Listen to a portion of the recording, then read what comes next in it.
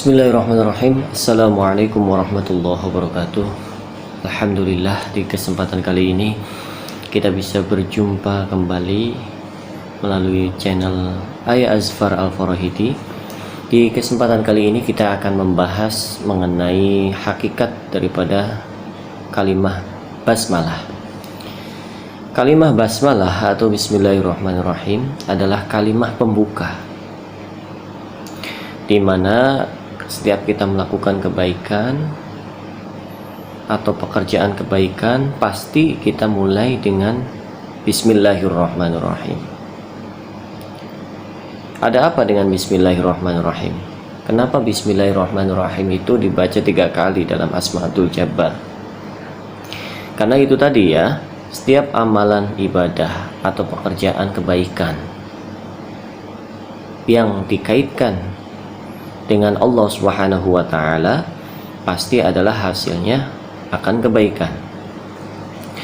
Sebagaimana Rasulullah Shallallahu Alaihi Wasallam di dalam hadisnya, beliau menyebutkan kullu amrin dzibalin la yubda'u fihi bismillahirrahmanirrahim fahuwa abtar. Jadi setiap perkara atau setiap amalan kebaikan yang tidak dimulai dengan Bismillahirrahmanirrahim fahuwa abtar, maka amalan tersebut akan terputus.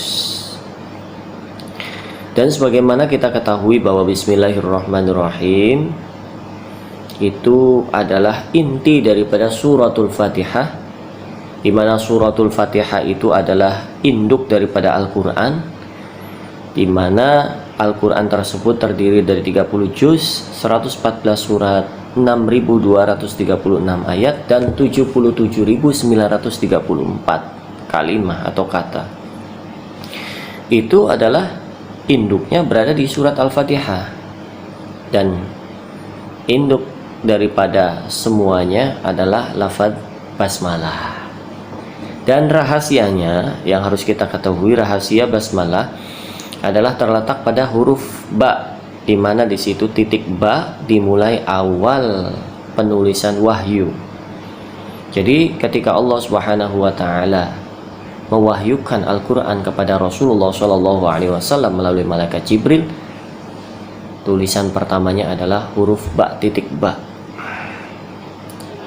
Dan ketika kita bedah, ba itu merupakan bari'ul baroyah. Al-Bari adalah yang menciptakan, Baroyah adalah yang diciptakan, makhluk.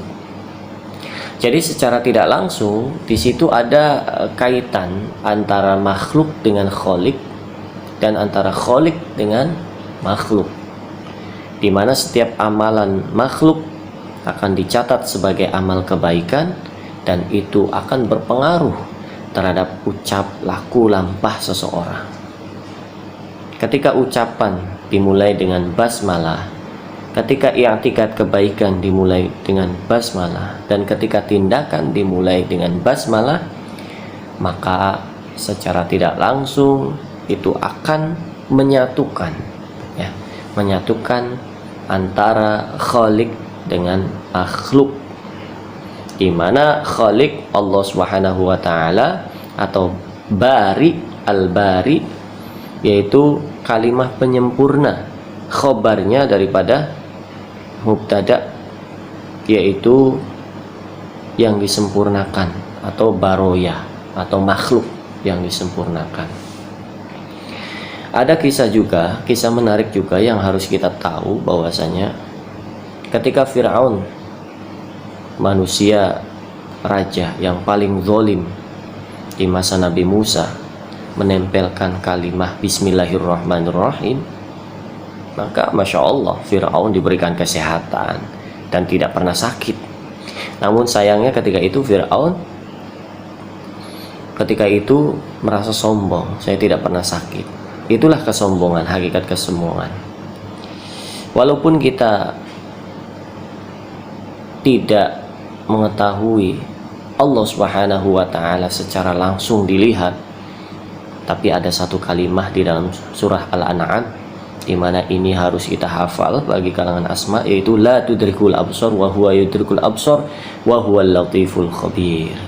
Allah Subhanahu wa taala walaupun tidak bisa kita lihat, tetapi Allah melihat kita, dan Allah Maha lembut dan Maha khabir, Maha yang pemilik kebaikan. Itulah mungkin sekilas tentang hakikat basmalah secara umum ya. Namun secara khusus mungkin pembahasannya akan panjang lebar. Namun kali ini kita membahas intisari daripada lafaz basmalah. Man arafa nafsahu faqad arafa rabbahu, wa man arafa rabbahu faqad jahilan nafsahu. Sekian, terima kasih. Assalamualaikum warahmatullahi wabarakatuh.